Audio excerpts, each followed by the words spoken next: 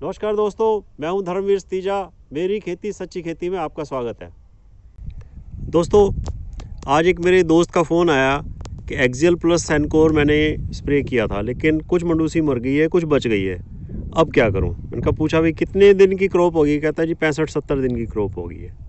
कोई भाई कह रहा है कि मैंने यूरिया के साथ सेंकोर डाला था, अभी भी बची हुई है मंडूसी, क्या करूँ? कोई कहता है अटलांटिस कर दूँ क्या? भाई अटलांटिस तो तब कामयाब होती है जब जो है ना ज़मीन में वत्तर कम हो, नमी कम हो और 6-7 दिन तक आप पानी भी ना दें। लेकिन अब सिचुएशन ये है कि भाई जो फसल जो है हमारी, जो टाइम की बिजाई है, वो जो है 65 से 70-75 दिन तक की हो गई है। अगर आप सोचते हैं कि भाई 70 दिन की 65 दिन की फसल हो गई है, अब इसके ऊपर कोई भी खरपतवारनाशी स्प्रे करेंगे, कोई भी फंजीसाइड वीडीसाइड का स्प्रे करेंगे तो हमारी कणक की पैदावार ज़्यादा हो जाएगी और जो है मंडूसी भी मर जाएगी। तो आपकी ये बिल्कुल गलत फहमी है। जैसे कि आपने शुरू में वीडियो में देखा होगा कि मैं तो स्प्रे ना करके, ये देखें आप, मंडूसी जो है मैनुअली निकलवा रहा हूँ। इस समय अगर हम कोई भी खरपतवारनाशी स्प्रे करते हैं, जैसे सेंकोर है या 2,4-D है, कोई भी है, तो जब हमारी बालियाँ निकलेंगी, बालियों के ऊपर बहुत बुरा असर पड़ेगा, आड़ी टेढ़ी हो जाती है, क्योंकि हार्मोनल इम्बैलेंस हो जाता है 2,4-D से। तो और कोई भी हम वीडीसाइड करेंगे वो कणक को भी दबाएगा।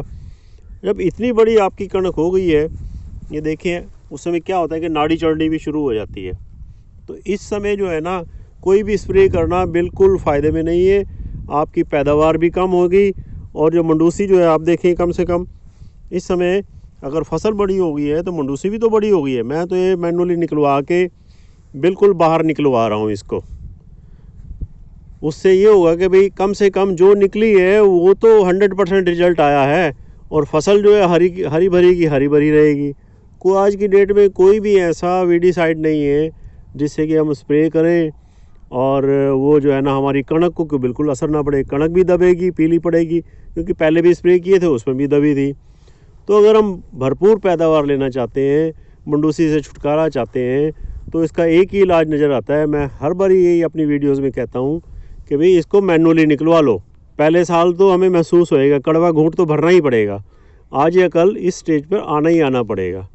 तो मेरी आपसे विनती है कि भाई स्प्रे तो आप इस स्टेज पर बिल्कुल भी मत सोचें, ज़्यादा पैदावार लेनी है तो।